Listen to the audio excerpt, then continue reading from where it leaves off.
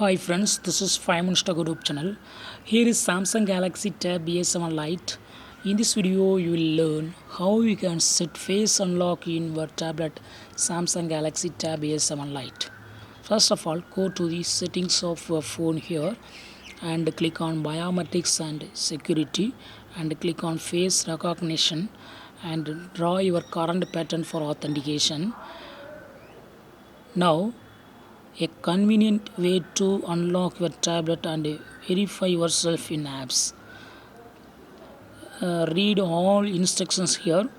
Face recognition is less secure than other lock type because there is possibility that someone who looks like you or who uses an image of a face would unlock your tablet. Okay, read all instructions and then click on continue.